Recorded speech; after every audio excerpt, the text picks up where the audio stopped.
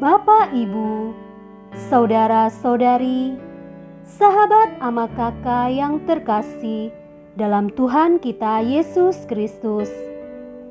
Selamat berjumpa kembali dalam Renungan Harian Katolik, Kamis 20 April 2023, Pekan Paskah kedua.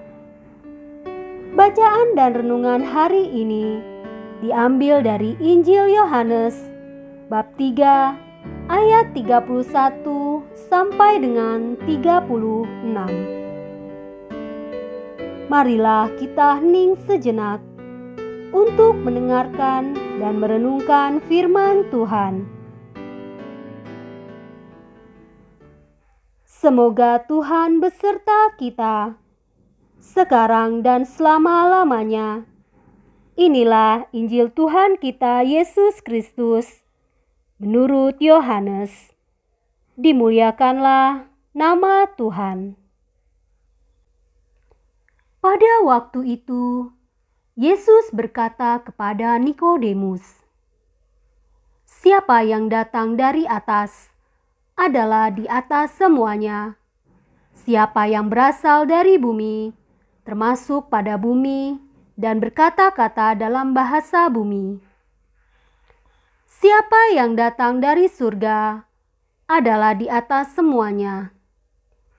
Ia memberi kesaksian tentang apa yang dilihatnya dan yang didengarnya, tetapi tak seorang pun yang menerima kesaksiannya itu. Siapa yang menerima kesaksiannya itu, ia mengaku bahwa Allah adalah benar. Sebab siapa yang diutus Allah, dialah yang menyampaikan firman Allah, karena Allah mengaruniakan Roh-Nya dengan tidak terbatas. Bapa mengasihi Anak dan telah menyerahkan segala sesuatu kepadanya.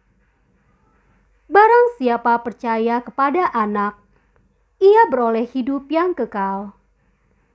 Tetapi barang siapa tidak taat kepada Anak, ia tidak akan melihat hidup, melainkan murka Allah tetap ada di atasnya." Demikianlah sabda Tuhan. Terpujilah Kristus. Bapak, Ibu, saudara-saudari, sahabat ama kakak yang terkasih, Yesus mengatakan kepada para murid-Nya bahwa mereka dapat mempercayai apa yang dikatakannya karena Allah Bapa telah menganugerahkan Roh-Nya kepada Yesus dengan tidak terbatas. Fungsi Roh Kudus adalah menyikapkan kebenaran Allah kepada kita. Saat kita menerima Roh Kudus, Dia memampukan kita untuk mengenali dan memahami kebenaran Allah. Yesus adalah firman Allah dan Dia memberikan Roh Kudus kepada kita supaya kita dapat mengenal dan hidup sesuai kebenarannya. Kebenaran Allah memiliki konsekuensi dan Allah memberikan kita kebebasan untuk memilih bagaimana kita menanggapinya.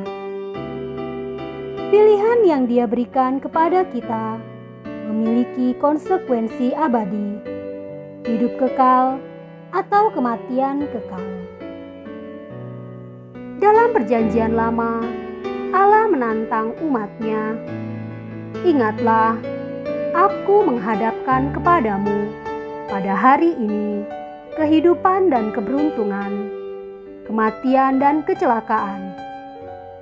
Kepadamu kuperhadapkan kehidupan dan kematian, berkat dan kutuk.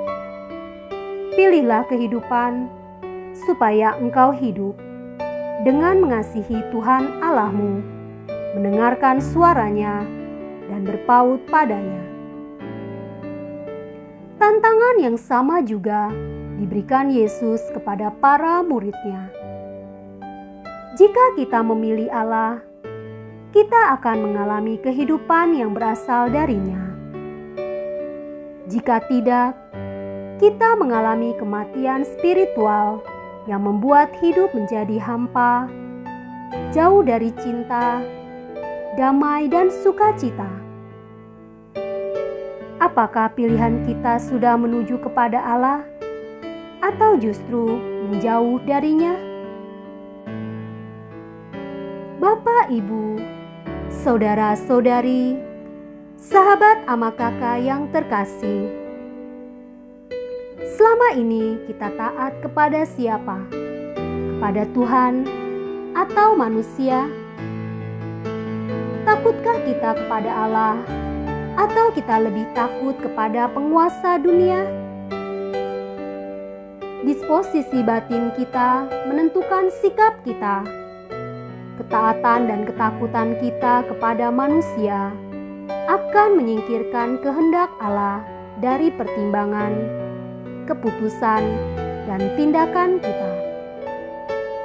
Ketaatan dan takut pada Allah akan menjadikan Allah pusat segala-galanya, sehingga segala sesuatu yang lainnya dapat kita korbankan demi Allah. Ini menjadi jalan keselamatan bagi kita, sebab barang siapa yang percaya kepada Allah, ia akan beroleh hidup yang kekal.